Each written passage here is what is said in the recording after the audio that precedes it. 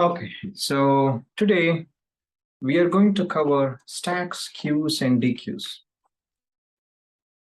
We were learning about linear data structures, right? The data structures that store data in a linear fashion. In this, we learned about arrays. I mean, you can generalize it to 2D and higher dimensional matrices.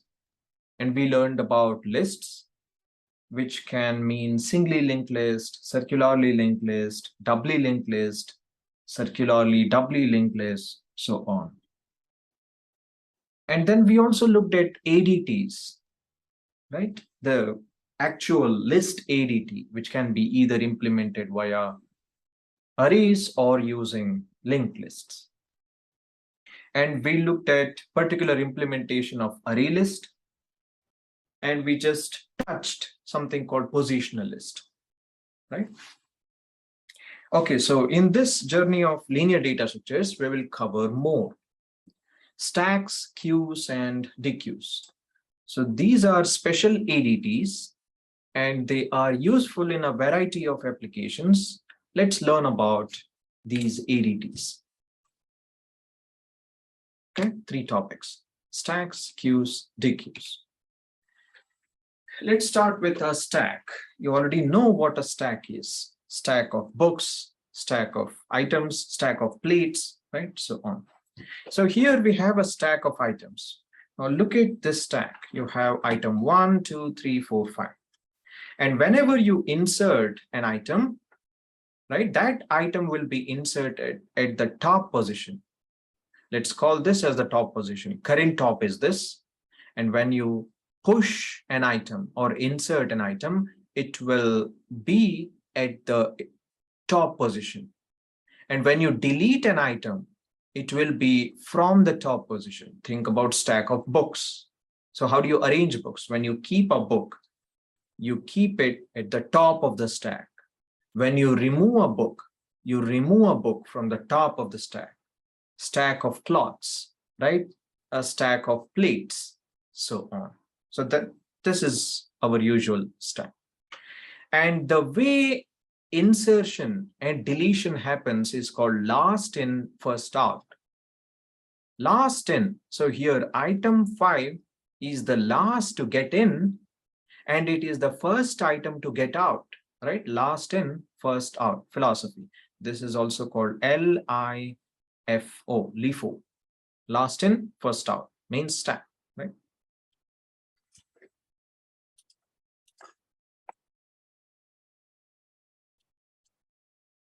Okay. So in this last in, first out philosophy or principle, you see that there are 2 operations, just 2 operations, inserting and deleting, right? We call it the push operation and pop operation, just two operations. And both these insert and delete operations are from the same end, one end, right? Actually, there are 2 ends of a linear data structure, right? So this is one end, this is one end, this is the other end. But here, insertion is happening from this top, deletion is happening from this top, right? And think about a candy dispenser, right? What happens here? So you put some money and you get some candies. And the way these candies are placed is in last out, last in, first out.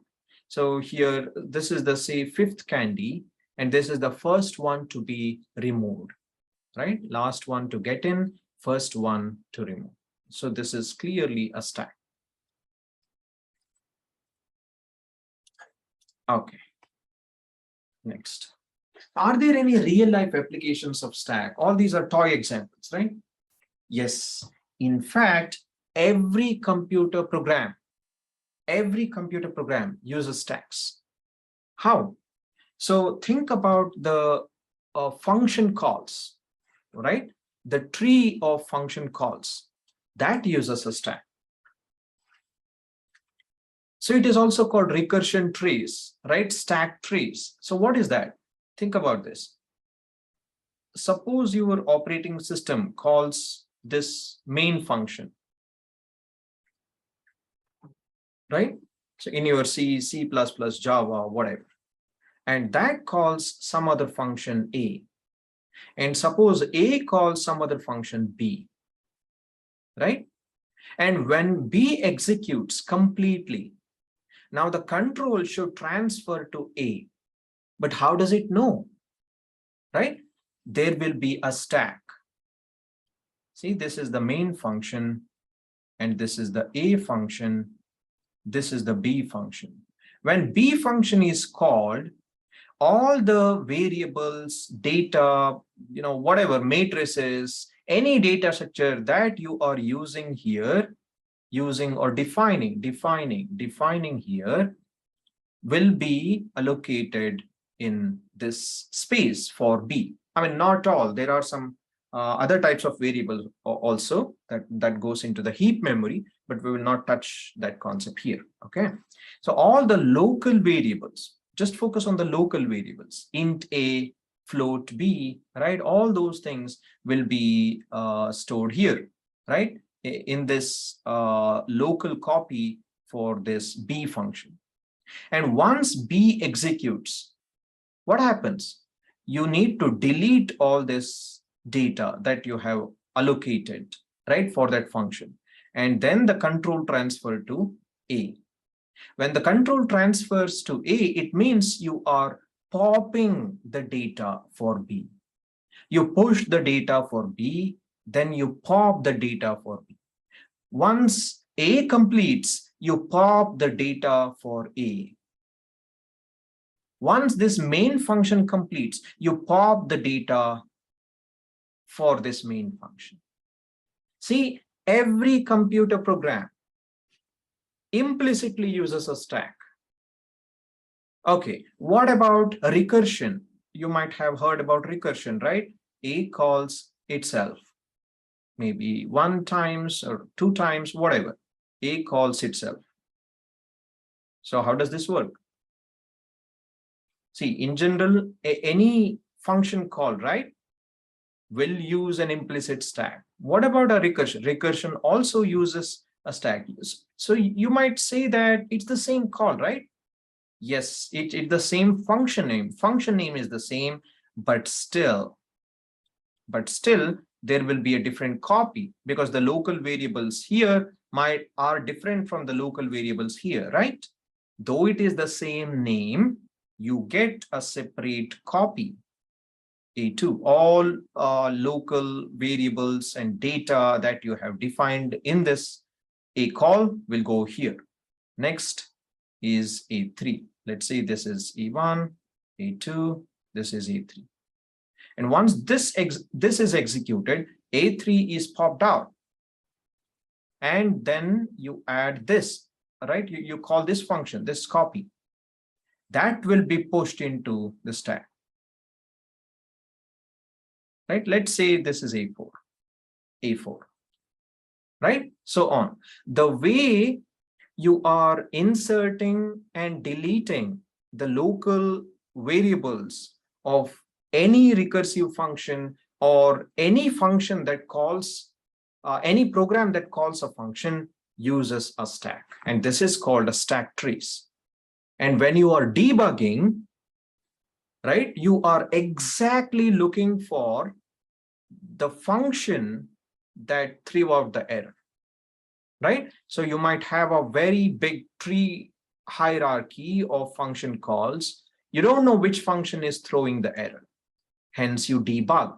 So in using a stack trace, in that stack trace, you can identify, okay, probably when you have come till here, when you're done with all these things, you're seeing the error. So then you can identify what were the local variables here, what was the input variables, what was the output variable, right? Why it is not actually solving the problem, what is throwing the error, right? So it's majorly using the stack trace, right? Why is it called stack trace? Because everything is being stored and you can verify whether this is correct, right? The third call is correct, so on.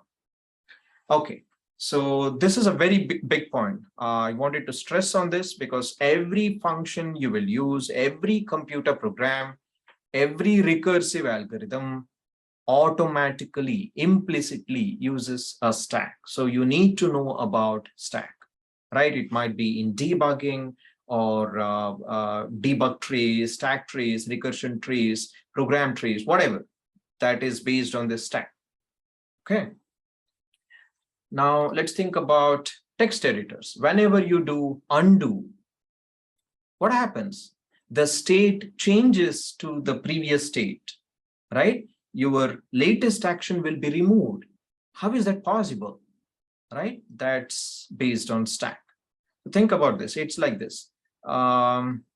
So all your variables or configuration will be set here. And then you do some change, some action. That new configuration will be set here, configuration 2, right? Then configuration 3, configuration 4. And suppose you didn't like configuration 5, then you do undo. And you can keep doing this undo.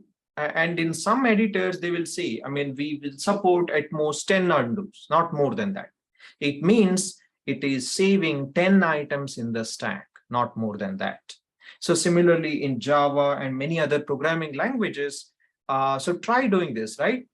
Call a function, so n calls itself n minus 1.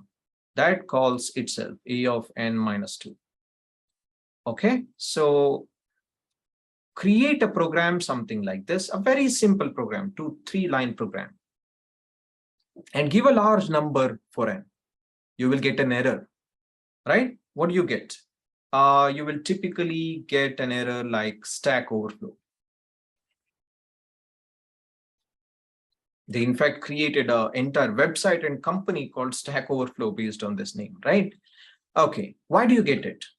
Because every programming language has a limit on what will be the max size of a stack. If you keep n as say 1 trillion, right, it won't work.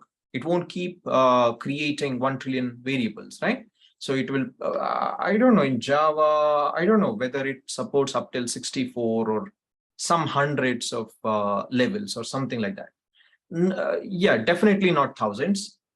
Check, what is the exact number of recursive calls it can handle. Okay, so that's your Stack Overflow problem. Okay, undo mechanism in all text editors, back button in all web browsers, same idea. And what about restore? Restore in your Windows operating system and many other operating systems, right? You might have heard about restore, right? So when you encounter a virus, you want to restore the configuration. How can you restore a configuration? Because the state of the system is stored, right? And at different time points. And those time points are like this: time point 1, time point 2, time point 3, right? 4, 5. So you can system restore to a previous state. If the virus is removed, okay, probably you got the virus, right, after some installation or something like that. If even this does not resolve your issue, again, do a system restore to a previous point, right? Something like that. What does it use? Stack. Okay, next, evaluation of arithmetic expressions. Okay, we will not go into this application, but just know about it. Okay, stack ADT. So here we have majorly two functions. Okay, push, pop. Push means insert the variable here, data here, E. Pop means delete, right? You return that data, both from the top position. See, inserting at the top position, deleting from the top position. Okay, so here you just want to peek the top position. Just know the value of it. You don't want to delete it. You just want to know the value of the top element. That's top. Okay. Next, size is empty. As I said, right? Almost every data structure has these two functions. Next. Operations on a stack. See, push 5, Keep it here. Right. Push 5. Okay, 5 goes here. Push 3. 5, 3. What is the top? This is the top, right? Size is 2. Pop, top element is 3. 3 will be out. Is empty? No, it's not empty, right? False. Pop, the only element is 5. 5 is the top element, 5. So on, right? So you can trace this.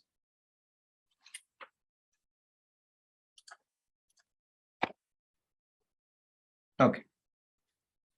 See, we said stack is an ADT, abstract data type. Abstract data type means it should be an interface. It should just give a collection of functions without implementations of those functions, function names, right? But in Java, stack is a class. It's not an interface, it is a class. Okay, so it is not consistent. Maybe they designed it this way, but okay, anyway. So this is a class, and in our stack ADT, we will use these names, but in Java, the names are like this. Okay, next.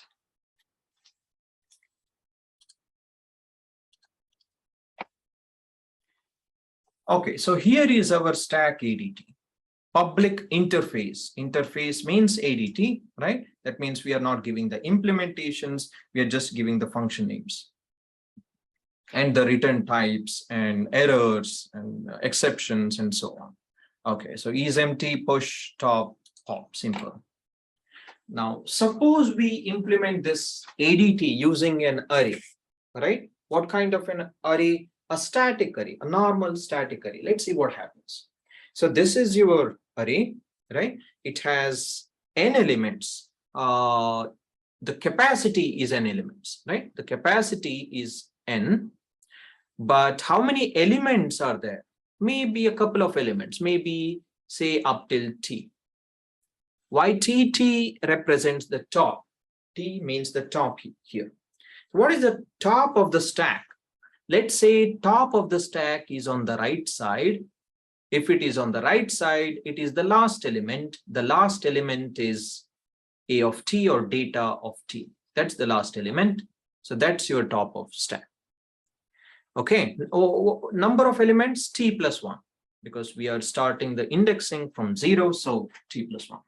Okay.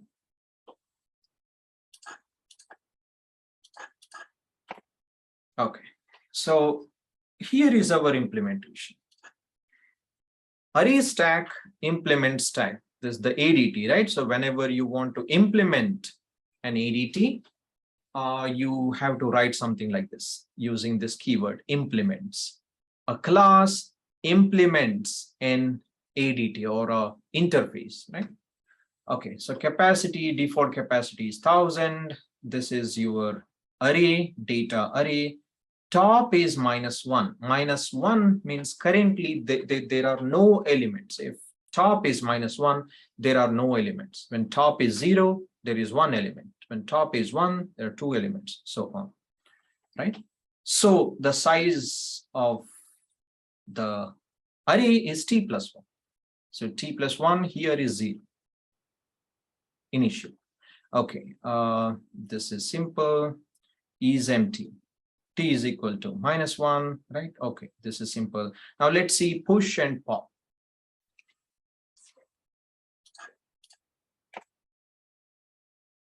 Okay, leave this.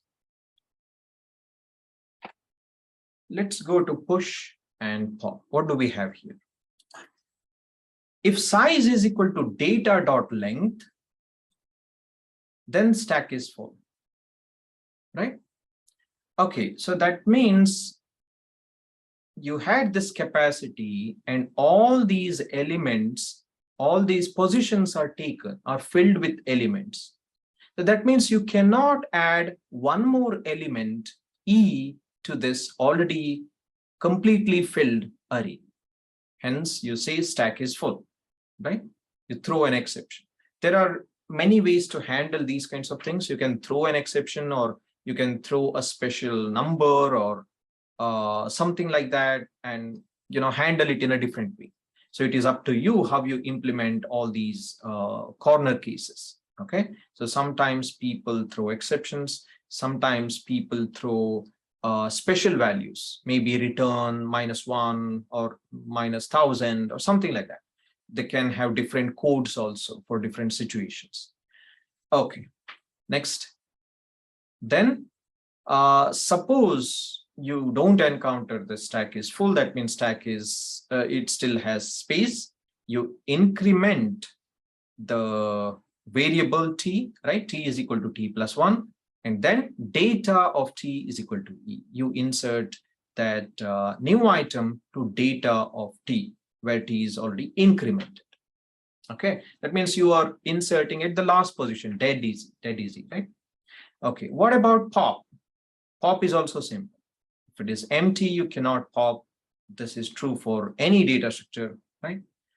Or delete. If the data structure is empty, you cannot delete an item from that data structure. That's the idea.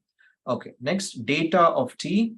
This value will be returned later, hence you're saving it in answer, right? You're returning that answer later.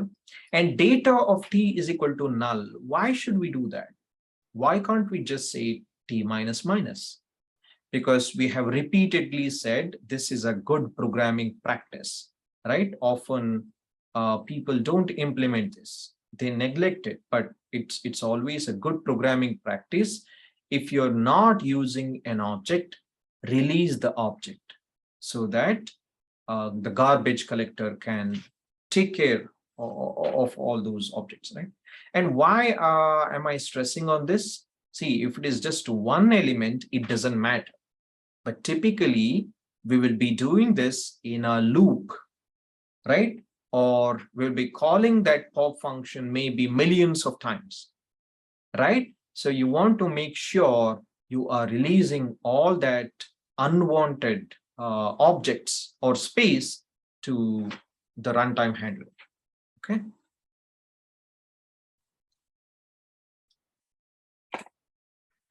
Got it? Okay, now we saw the stack implementation using arrays, right? Stack was an ADT. You could have used different data structures to implement ADT, right? I mean, we will see some of this, them now. We used a static array, but what is the problem with a static array? You cannot increase the size, right? The array is of fixed size. If you initially give a big capacity, that means a lot of memory is wasted here. A lot of memory is gone. But if the capacity is low, what happens? You frequently get that stack overflow exception, right? Stack is full or stack overflow. Then you need to handle it in some way. So that's the problem with static array. So how do you solve this problem? There are two different ways to solve this problem. You can use a dynamic array. Remember the resize function? So whenever you are pushing an element, if you encounter a stack overflow problem, what do? You resize the array, right? And bring in all the codes and analysis and the amortized analysis concepts and all, right? Using dynamic arrays, resizing. And similarly, whenever you are deleting elements from the top, if the number of elements in the array is too small, maybe 1/4 of the capacity, what can you do? Again, resize, right? To a lower value, not, keeping it 2 times, but dividing that capacity by 2 times, right? Something like that. So that's one way to solve this problem, right? To avoid this stack overflow problem using dynamic arrays. There is another idea. You can use a linked list. See, this is the first time you're seeing a proper ADT, right? We showed a couple of operations using an interface, and we said that ADT can be implemented in multiple different ways, right? These are the multiple different ways. You can use a dynamic array if you want, or you can use a singly linked list if you want. Are there some advantages of one over the other. There are definitely advantages. Dynamic array has contiguous, requires contiguous memory allocation. Singly linked list does not, that we already discussed, right? And dynamic arrays, the beauty of that is it has cache efficiency. We don't need to go into the details of it. It has cache efficiency, and maybe the, what do you say, number of page faults and all, right, is relatively less compared with a linked list implementation. What about the problem? Dynamic array, it is amortized analysis, right? It's not a worst case analysis. It is amortized analysis. That means in some operations, the time can be a lot. But of course, those kinds, the number of such operations will be less, but still, right? There are some operations where the time taken is more. But linked list addresses all these issues, but it has its own disadvantages, as we said, right? It might be cache efficiency, or yeah, something like this, a bit more space for pointers and so. Got it? So we saw stack ADT, and we looked at the static array implementation of it. There was a problem, stack overflow problem. We can implement it. We can solve that problem using two different approaches. One is using dynamic arrays or using singly linked list. We are not showing here the complete implementation, I think. Oh, okay. So we will show the singly linked list implementation, but we will not show the dynamic array implementation. You can bring in all the ideas of those dynamic arrays here, right? So that resize function and all, I mean, we did not show the code here. You can, but you can easily extend it, right? And what's the complexity? O of 1 everywhere. Even if you use dynamic arrays, of course, there O of 1, it's amortized complexity, but still it's O of 1, right? Now let's see linked list. Suppose we use linked list. What kind of linked list can we use? SLL, CLL, DLL? What do you think? We can use all. I mean, we can use any of these will work. See, there are multiple implementations of stack, right? You can use SLL, or you can use CLL, or you can use DLL. So what is the thumb rule? If you can implement the simplest data structure, right, for a specific application or ADT, whatever, use that simplest data structure that gives you the required efficiency or performance.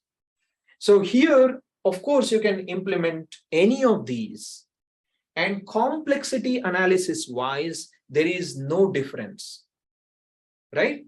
The push of the complexity analysis of what? Top, push, and pop operations will be the same, will be constant, whether you use SLL or CLL or DL. In that case, use the simplest data structure. I think we talked about it once, right? Occam's razor, right? The simplest theory that explains all these observations, right? And used in physical sciences. Similarly, the simplest data structure, right? That gives performance. So here, simplest is this SLL. Let's use SLL. Okay. Now, once you decide to use SLL, now you know there are two ends to SLL. Which end do you consider as a stack top?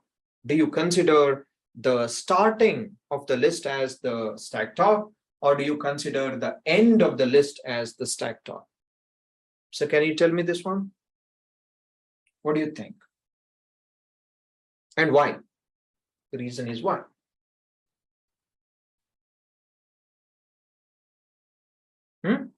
The starting of the stack? Right.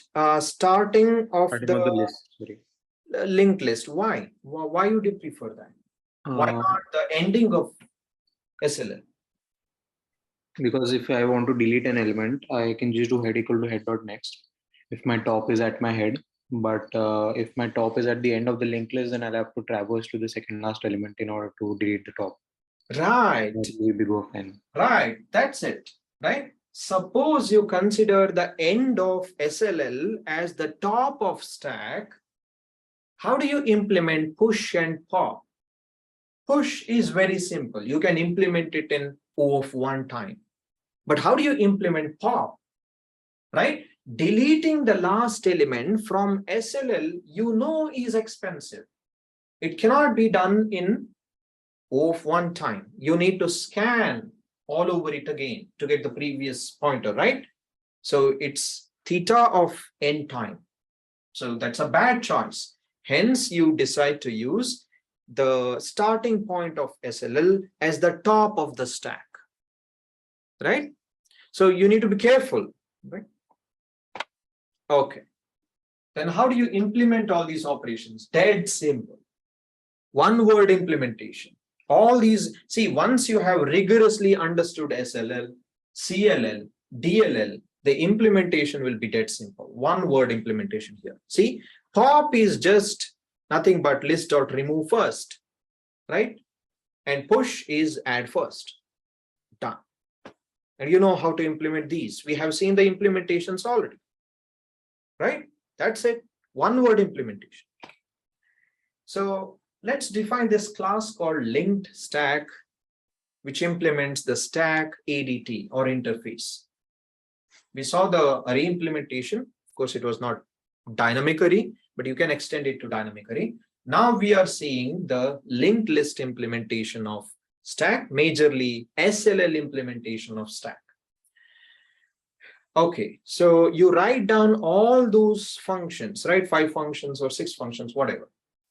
And then the most important methods here are push and pop. Look at the implementation of push. So you defined SLL here. Now list.add first of element is your push, pop is list.remove first. Done.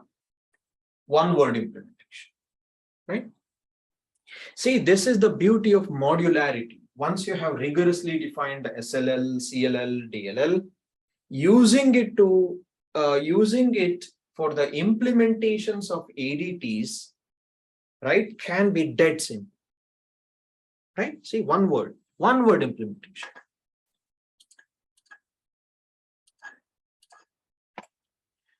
So that's it. And you know the complexities, right? What is the complexity of add first? O of 1. What is the complexity of remove first? O of 1. Everything else is O of 1. So now here is a good question to ask. What is the best implementation of stack? Is it a dynamic array or SLL?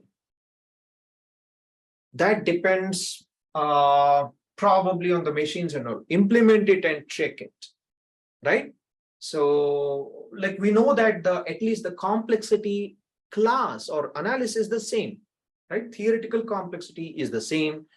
We don't know like the performance wise. There are a couple of advantages for SLL, couple of advantages for arrays.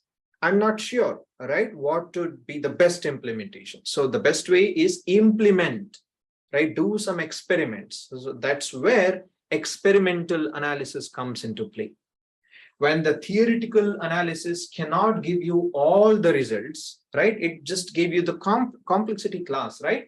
And we don't know what is the effect of cache complexity or so those things. What is the effect of pointers, right? So we don't know. Hence, it is better to implement both different ways and do some experimental analysis and see the performance, maybe with large data or on different computers, different operating system, and so on, right? At this point, we can just say both implementations take O of 1 time, right, for all operations. Next, let's move to queues. You know queue, right? It might be a ticket queue, a queue for a bus, a call queue for call centers, and so on. So what is the philosophy here? What is the philosophy here? See, first in, first out. FIFO, first in, say item 1 was the first to be inserted. Item 1 is the first to be deleted. Whoever came first gets the highest priority. So that's the meaning of first in, first out, FIFO. And here the operations are called NQ and DQ. These are just fancy names, right?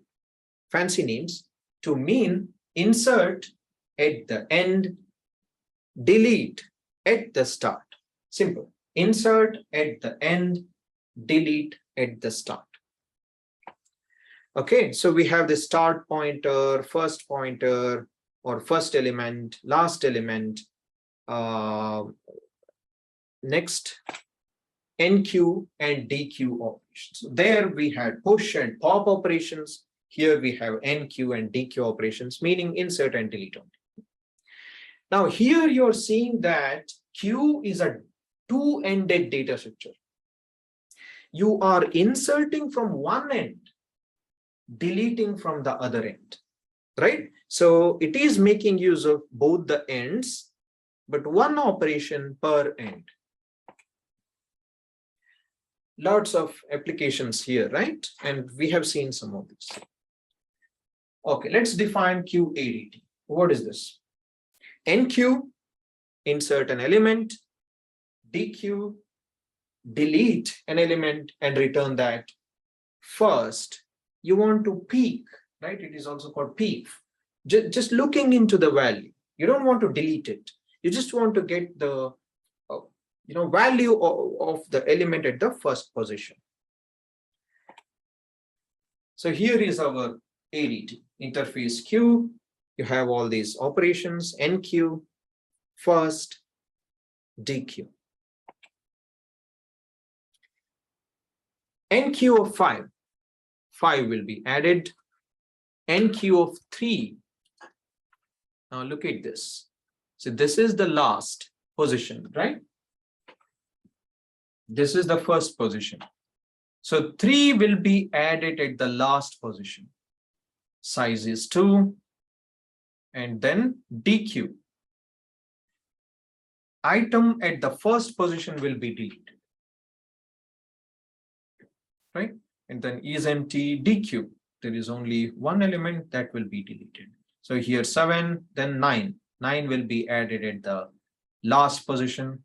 First, you're just peeking, looking into the value. You are not deleting 7, right? First, just is looking into the position, but not deleting anything. NQ4, 4 should go to the end, right?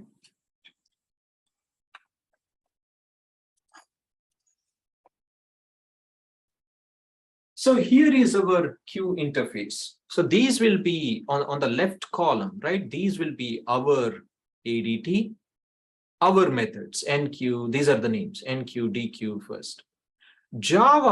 In Java, there is an interface called Q, and depending on what you want, do you want it to throw exceptions for corner cases, or do you want it to return special values in those corner cases? You can choose different sets of methods. If you want the methods to throw exceptions, then you need to use these methods, right? They throw exceptions when the queue is full or some other corner cases. If you want the methods to just return some special values and you know how to handle those special values later, right? Then you can call these functions. So as I said, right, depending on the applications, you might decide whether it has to throw exceptions or just return some special value. You handle the special value and then continue the execution, right? So on. So you can choose. Professor, question. Yes. So here you have the function first, but why you do not have function last?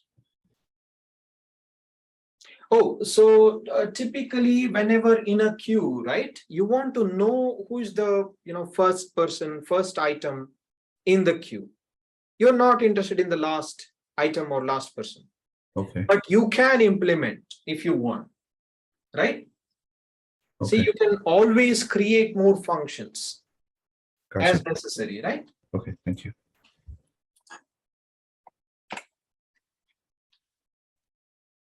See, another idea is this. Suppose you just want to know the first person. Suppose this is a queue for, say, call center or service center, something like that. And they ask details from this person about their ID to confirm the date of birth and so on. It's for that, but you don't care about the last person in the queue, right? Okay, now let's see the implementation of queue using an array. As before, we have the normal array. The capacity is n, the capacity is n. And you start inserting the items in queue. What happens? There are more elements here. Suppose the number of elements are till, say, m. Okay. Now, look at this. Suppose you deque, keep dequeuing items. What happens? All the initial indices will be gone, right? The values there will be gone. And suppose your first index or the starting index is now f. Let's call it f. F is your starting index. But can you tell me what is the problem here if you just implement it this way? What is the problem?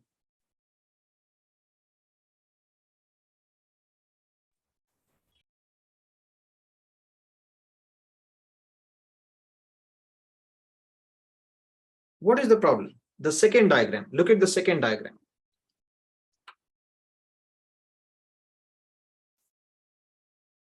The naive implementation of queue using array. What happens is, see, you're deleting all the items at the starting positions. Those positions will never be used later because you are not inserting items from the starting position, right?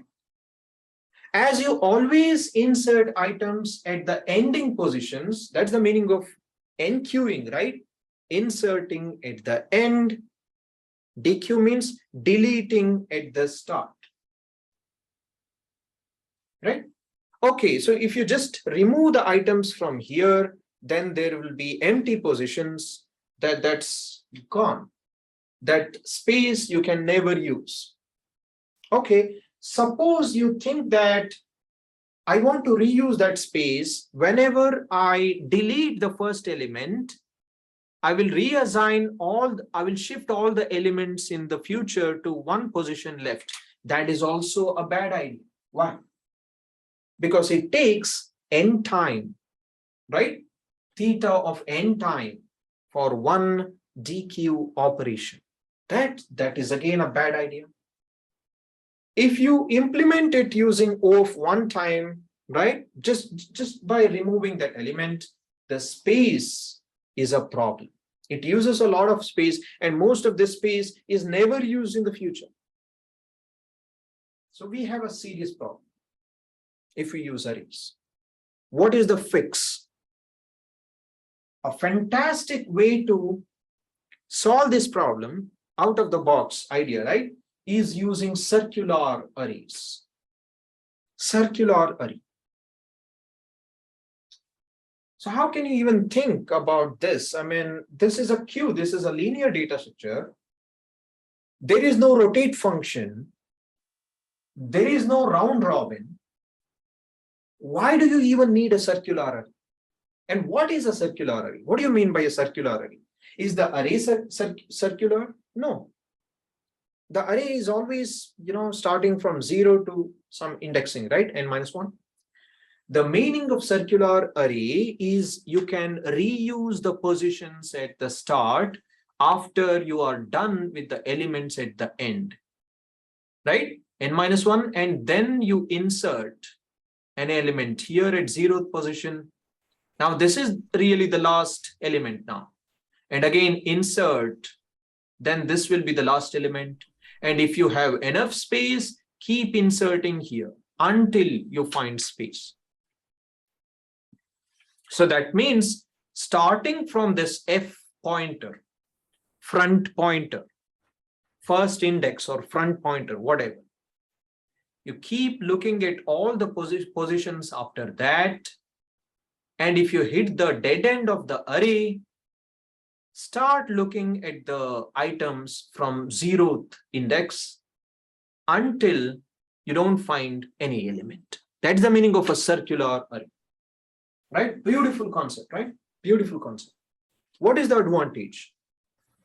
The advantage is you can reuse the space. See, in the previous naive implementation, we said some of those cells or memory will never ever be used in the future. But here we are using that. And what about the complexity? We are not adjusting with the complexity. Complexity is still O of 1. And how can we really solve this problem? Using modular arithmetic. You might have seen the mod function, right? Mod function, remainder function. So using that function, and that is called clock arithmetic or modular arithmetic. Using the mod function, mod n, right? You have to use the mod n function and you can solve this problem beautifully. Okay. Now let's see the implementation. Array Q implements the Q ADT, initial capacity is something. So here is our array. We will implement it as a circular array. Okay. So you need to know the capacity of it and all these. I mean, we will see the implementations later.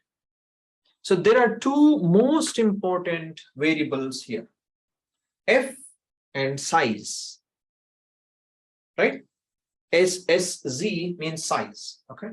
F means the front element or the first element, whatever.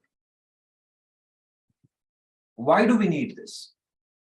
We need to know the starting point, hence we need F, simple, okay? We need to know the ending position also. Do we need to know the ending position? We don't need. We can find the ending position if we know the size of the data structure. And we had this size everywhere. In all other data structures we had seen, we had a size or the number of elements variable. We also need that variable here. Because if we have front and size, we can always find the last element or the index of the last element. That's beautiful. So we don't need to know the index of the last element. You can say if you know front as well as index of the last element, you can find size. That is true. I mean, you can find size. That's true. But finding size always, I mean, size is fundamental here, right? Return size is empty. You always compare with size. You don't want to consider size as a dependent variable. You want it to be an independent variable. I mean, so that all these computations can be faster. Hence, you don't want to save front pointer and last pointer, right? Front pointer and size variable is more than enough for this implementation. Make sense? Hence, these are two fundamental variables here, data variables.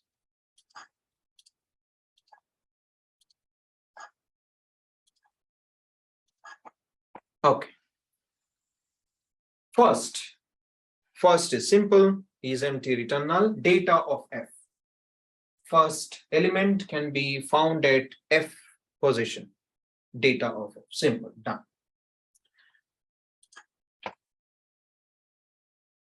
We need to understand what happens when we are enqueuing and when we are dequeuing. Now let's think about it. Enqueuing, what are you changing? Enqueuing. Let's think about it.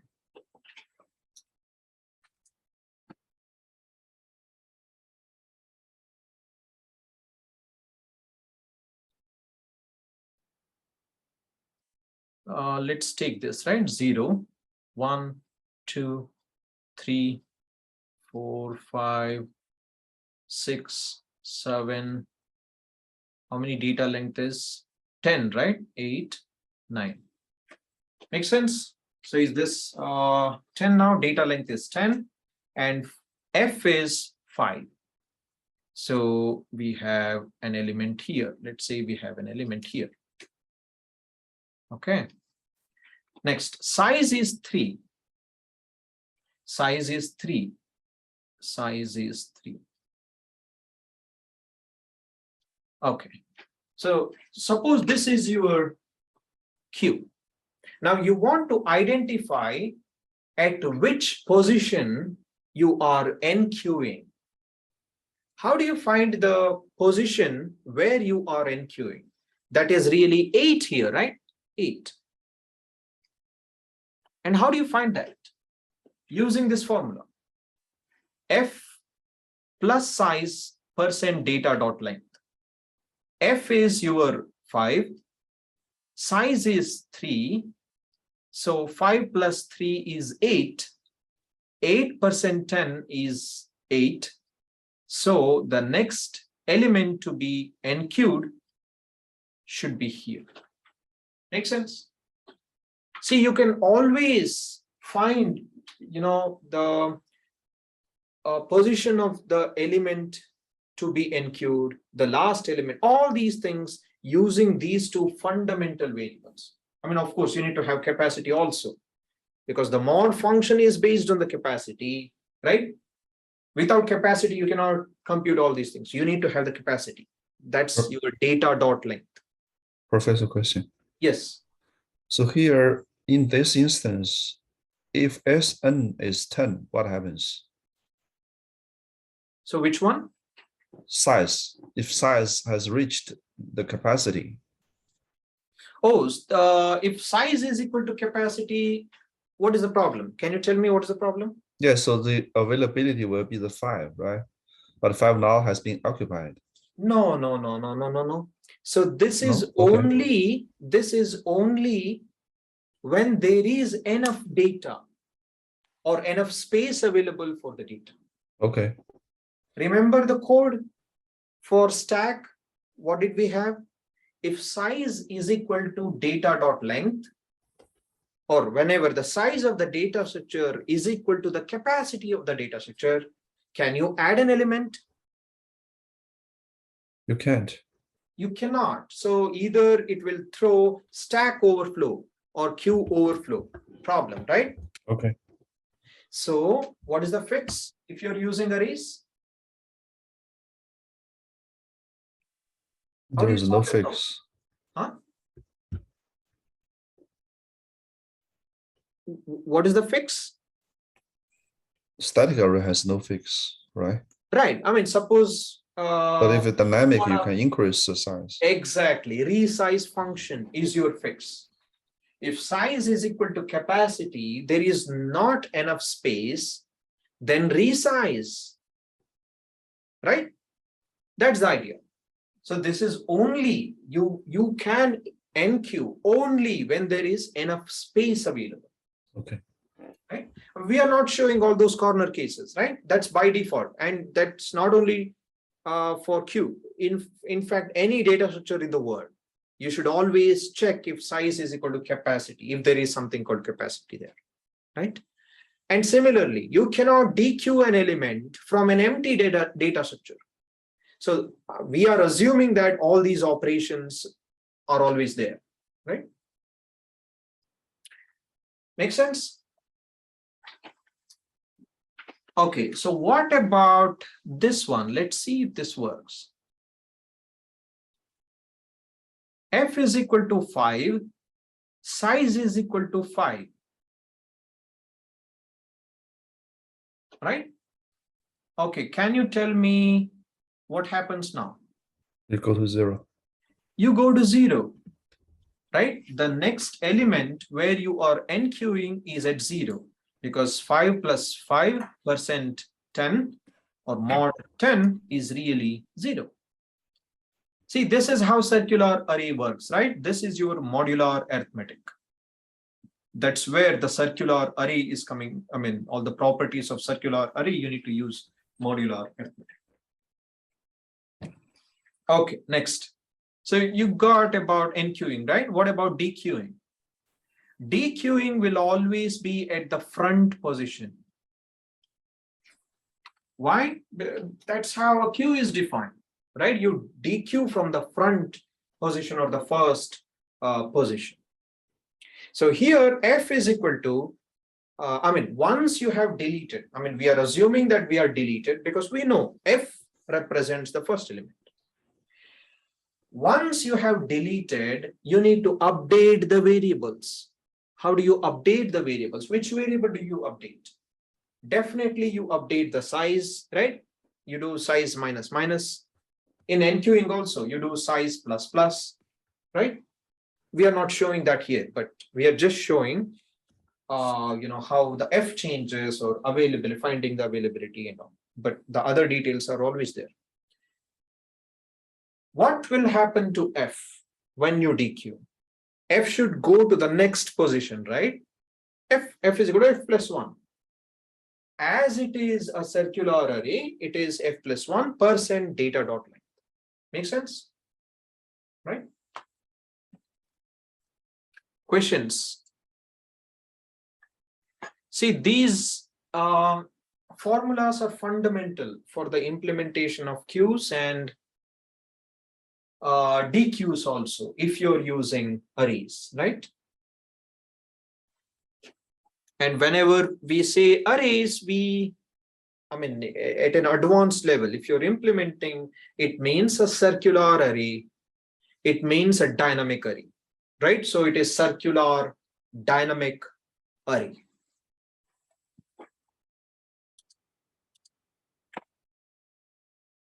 Enqueue, see, if size is equal to data dot length, queue is full.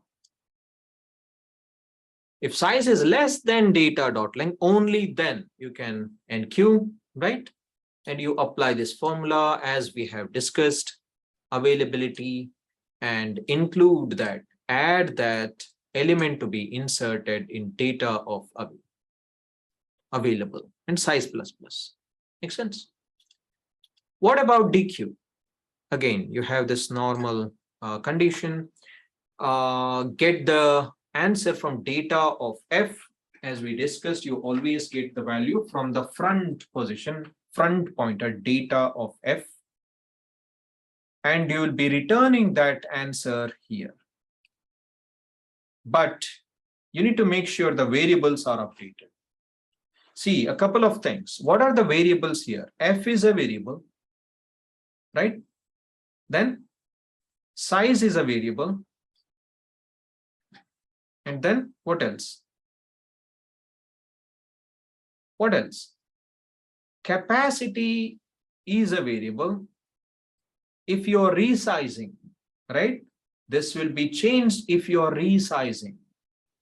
You're increasing the size or decreasing, increasing the capacity or decreasing the capacity, this will change. But of course, for all operations, f and size, one of these two, sometimes both can change. So you need to make sure to update f if required, update size if required. Okay. So data of f is equal to null. We know this is for garbage collection. F is equal to f plus 1% data length. And we discussed why, right? Using modular arithmetic.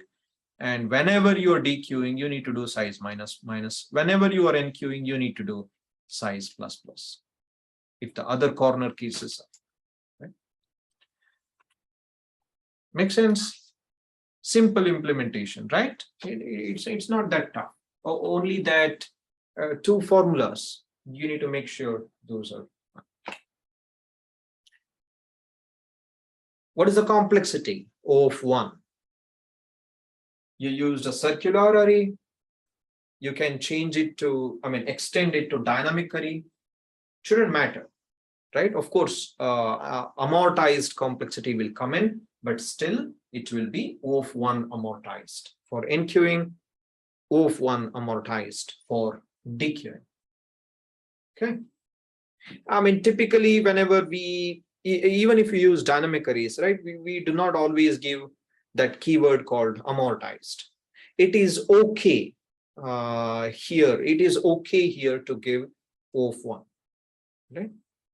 No need to specify that amortized keyword every time. Okay, suppose we use SLL. Can we use SLL? Yes. Inserting at the end of SLL is of 1 time. Deleting an element from the front position of SLL is also of 1 time. So you just need 2 functions, that is add last, right? Add last for enqueuing, remove first for dequeuing. That's it. 1 word, right? 1 word. SLL implementation, just using 1 method that we have already implemented before. Add last and remove first. Done. Very simple implementation. This is linked queue implementation.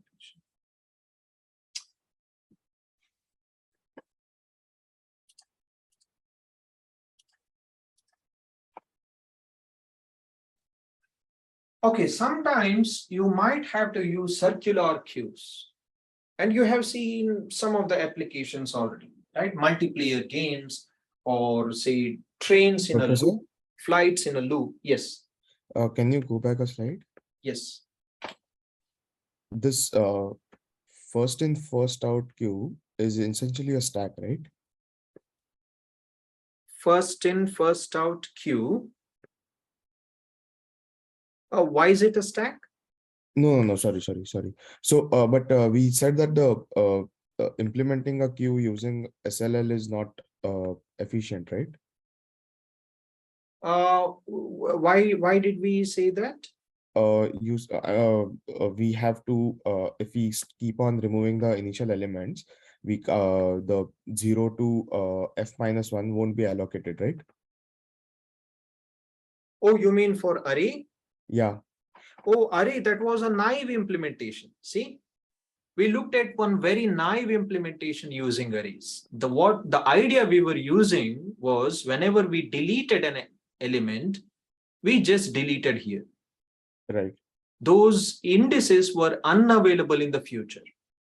Or another way of implementation of this is, whenever you delete, you shift all these, right, elements by 1 position. That is also possible, right? But Right. this takes theta of n time. See, because you're shifting every element to 1 position left. Remember how we deleted an item in arrays and that scoreboard application? We are Right. trying to use that logic. If we use that logic, then it is inefficient. But Okay. here, therefore, defining all these problems in a normal array, we decided to use circular arrays. Right. In circular arrays, there are no problems. Okay. And then we are checking out using a linked list. Yes. Okay. So whether you use a circular array, see, the complexity is of 1. Now there is no problem. Okay. Got it. Whether you use a circular array or use SLL, the complexity remains the same. This is the complexity. Okay. So it is up to you. I mean, so as we discussed earlier, right? You need to do all these experimental analysis to check which one is better. But theoretically, both are good, very good implementations. Okay. Right? Got it. Okay, so circular queues. Now, you might say you used circular array in a queue. What is a circular queue? Yes, we use circular array in a queue for a different reason. We wanted to make use of that space and all. But the queue was still a linear sequence, right? There was no circle in it. There was no rotate function in it. There was no this concept of round robin scheduling. I mean, we could have done it, but we didn't implement there. If we implement the rotate function, we will call it as a circular queue.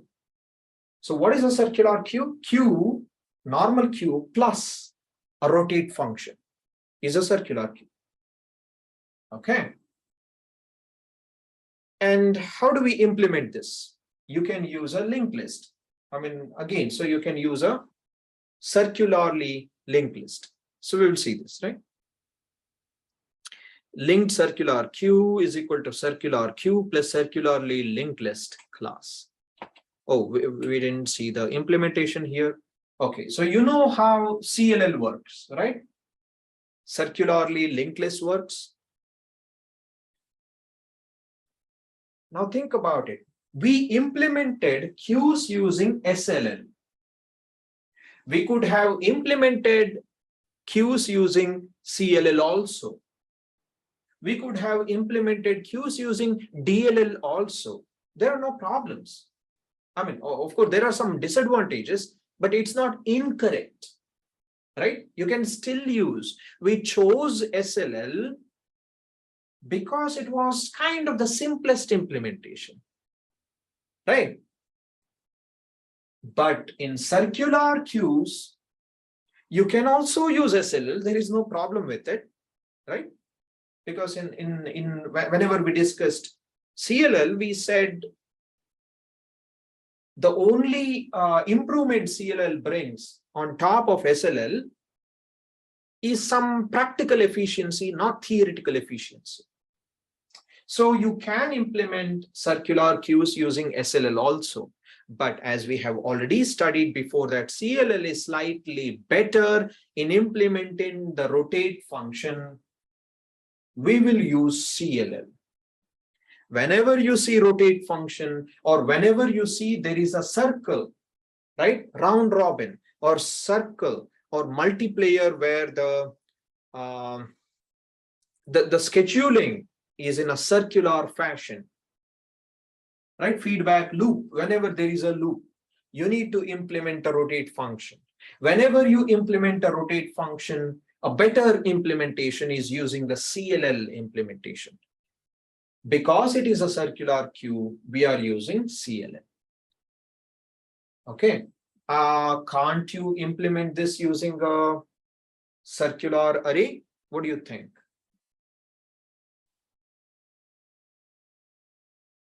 Can you implement this using a circular array? I think so. Okay, so think about it, right? Let's complete DLL, because finally I want you to take DLL. DLL is a solid data structure, my favorite data structure among all these three, because it is more general than stack and queue, right? So it's a double-ended data structure, DQ, D-E-Q-U-E. D-E-Q-U-E means double-ended queue. Do not get confused between the DQ operation of a queue and the DQ ADT, right? The spelling there is D-E-Q-U-E-Q-U-E, but here the spelling is D-E-Q-U-E, right? This is an ADT. This is a double-ended queue, and you can do both the operations, insert and delete, at both the ends, right? Inserting and deleting from the first position, inserting and deleting from the last position. Hence we have add first, add last, remove first, remove first, remove last, or you can say insert first, insert last, delete first, delete last. Okay, so let's skip all these things. So here is your ADT. Okay, so you know how this works, right? Operations on this. Let's look at the math. So what does the math say? How do you implement a DQ? You can use a circular array. You can use a DLN. Okay, let's see the pros and cons of all these things later, but let's understand the math first. Suppose you use a circular array, what happens? Remove first. We need to see the math in all those 4 operations, right? Remove from the first position. What happens? The element is at the fth position, right? You make use of this element at the fth position, and the way after you have deleted it, the way f changes is f is equal to f plus 1% data dot length. Sometimes we also consider this as capital N. So here I think capital N is used. Data dot length is same as capital N. And size is same as small n, right? Small. Anyway, so you have seen this already. Remove the last position.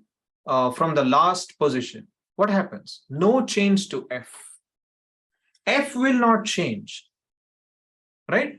In most cases, f will not change.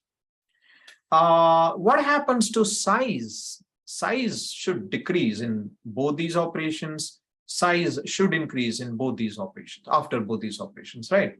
So size definitely changes. In all these 4 operations, size changes, but f doesn't change here. Okay, what about add last? Adding a value at the last position. This we have already seen in the queue, right? In the queue, we have seen add last and remove first. So we know the math behind this already.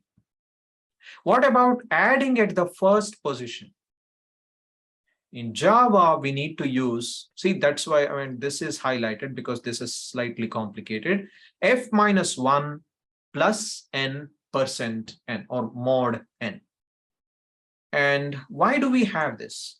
We could have had f minus 1% n, right?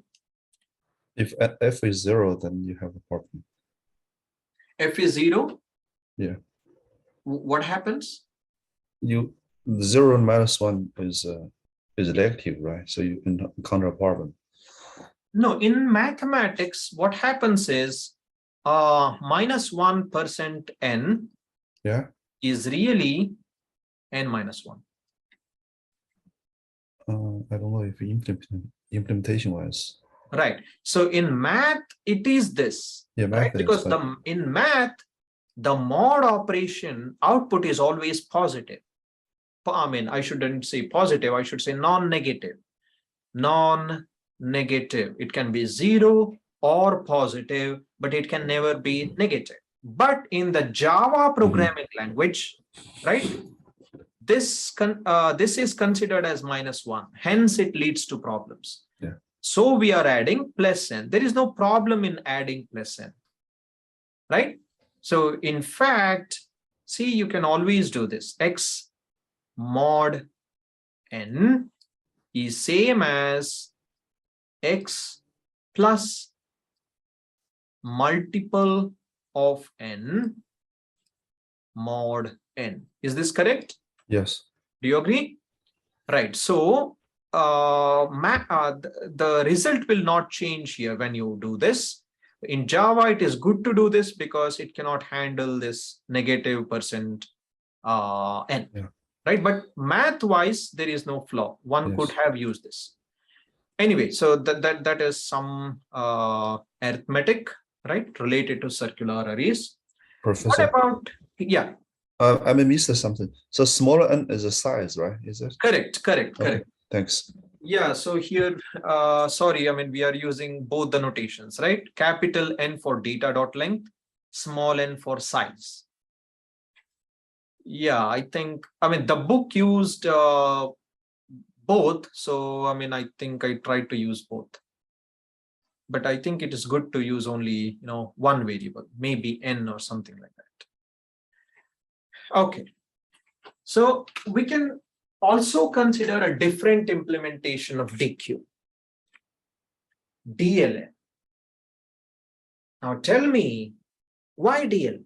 Why not SLN or CLN?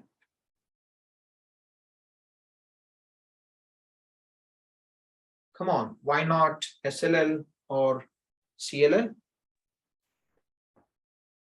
Because you want to do something. It's probably difficult to remove the last.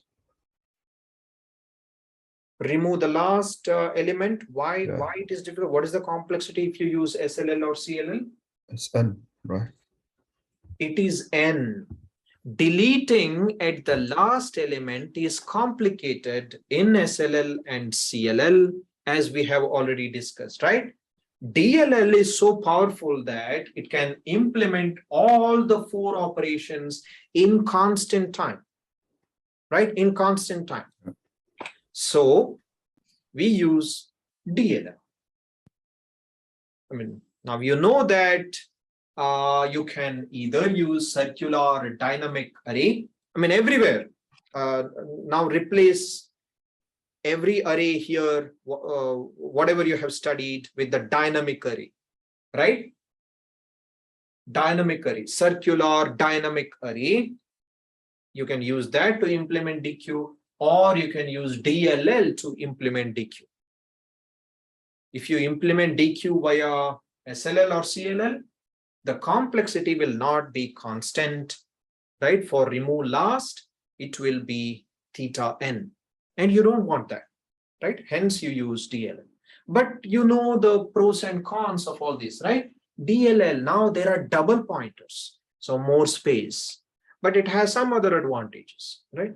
I mean, so as I said, it's always a competition between arrays and linked lists, right? One type of array implementation and one type of linked list implementation. And this competition will always exist. One is contiguous memory, one is separate memory, one is cache efficient, one is not, but one has, you know, powers like deleting in the middle, inserting, and all that. There will always be this competition. But here, both have the same complexities, right? So based on your implementation, maybe try to implement all these ADTs via both different ways using arrays or linked list, and then check whichever is the fastest and use that for your applications. Okay, but theoretically, both are the same. Okay, in Java, deque is an interface. If you want exceptions, there is a set of these functions. If you want special values, there is a set of functions you can choose based on your applications. So I think that's about it. Okay, we covered stacks, queues, deques, right? So a couple of takeaway points here. All the operations in stacks, queues, and deques can be implemented in constant time, right? Okay, now can you tell me which data structures are used to implement stacks?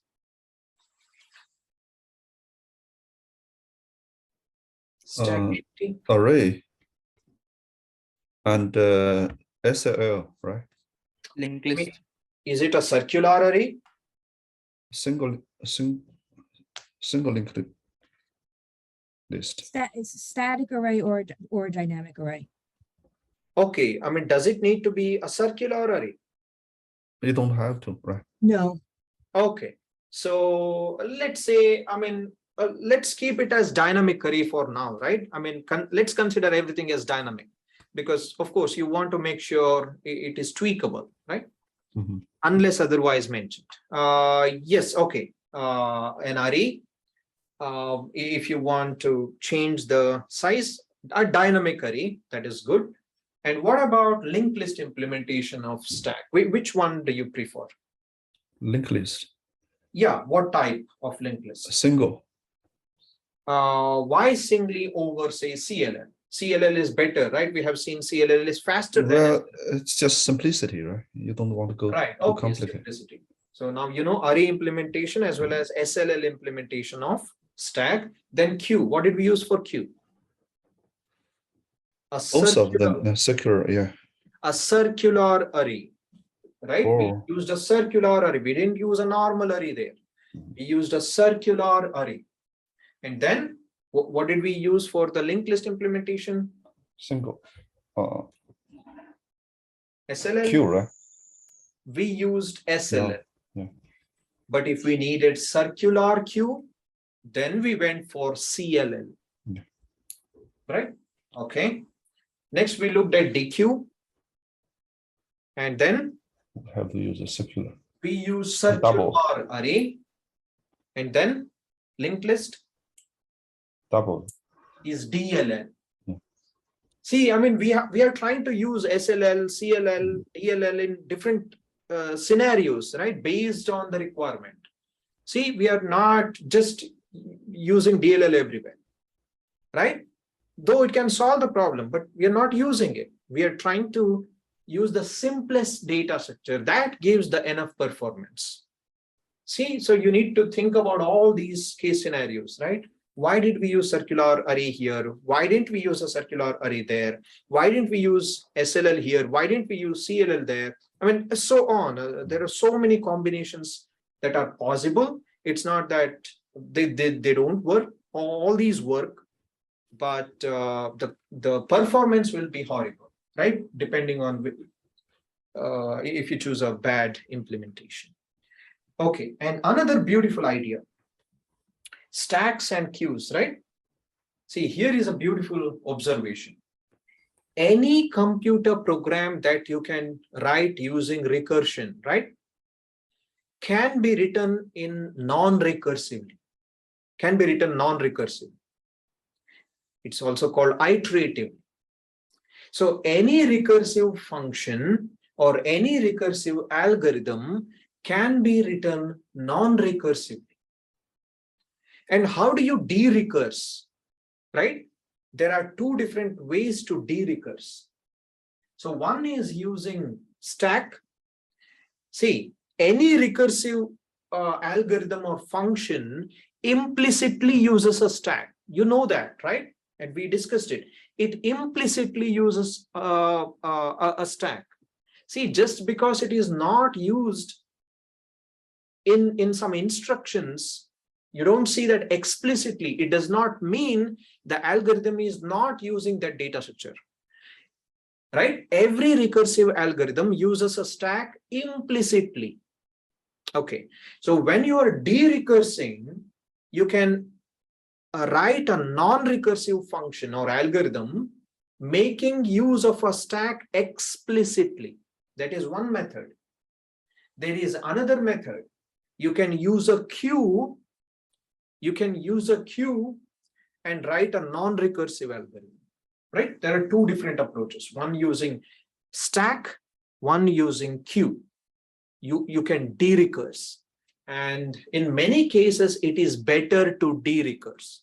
In recursion, we will see, right? In most cases, non-recursive algorithms are faster, right? Much faster than recursive algorithms, because the function call overhead is a lot in recursive functions. But the beauty of recursive functions is, enormous. See, once you identify that recursive function, you can write recurrences and easily identify, get the complexity analysis very quickly. When you write a recursive function or algorithm, you can use mathematical induction, because recursion and mathematical induction are two faces of the same coin. So then you can use mathematical induction to very easily prove theorems related to that particular algorithm. When you use recursion, you can use it to sometimes for automation, right? I mean, we will not go how you can automate algorithm design and all that. It's very powerful, extremely powerful, right? Automation of algorithm design and all that. In some cases, you can solve a class of problems and all that, right? But all these are advantages at a higher level, right? To analyze complexity, to prove correctness, for automation and many other things, to get the relationship of subproblems and all that. It's fantastic. So I would strongly recommend you to come up with recursive algorithms first, right? Because you can understand a problem deeply, understand a solution deeply, right? And get all the analysis first. And then try to de-recurse it and write an iterative algorithm or a non-recursive algorithm. Because finally, performance is your currency, right? So you want to get faster algorithms. Then, once you have the recursive algorithm, then de-recurse it and write the non-recursive implementation. So there you might have to use stacks or queues. And okay, let me give you another application. That's a nice application. See, one of the students was working in a project and they had to write something like this. B1, B2, B3, and we got it from a paper, okay? So in every iteration, what would happen is they had to copy B2 to this one. B2 would become B1, B3 would become B2, right? So on, n-1, and you would process this, right? And you would get, say, B1 star or B1 dash, whatever. Now, can you tell me, okay, so this is iteration 1. You do this in multiple iterations, many iterations. Now, can you tell me what is the best data structure for this? Circular. Huh? Circular data linked list, right? Is that Circular data structure? linked list? Circular linked list. Why? So this will make this very easy, right? So you don't need you don't need to copy anything. Right. Good. Very good. See, just because, see, in papers, mathematical papers from maybe before 1950s and all, right? They didn't know more about algorithms or data structures. They just did computations like this, right? They just showed that, okay, now you need to move all these things to the left and process B1 and put it at the end position and all. Most of the mathematics papers will be written like this. They don't care about complexity analysis. They just care about how it works, right? You need to think about the best way to implement it. Just because a paper mentioned, this diagram or this method, right? It doesn't mean you need to do this theta of n operations. If you use a good data structure, there are many good data structures you can use to solve this problem, right? You can also think about a simple deque. I mean, if it has other applications, right?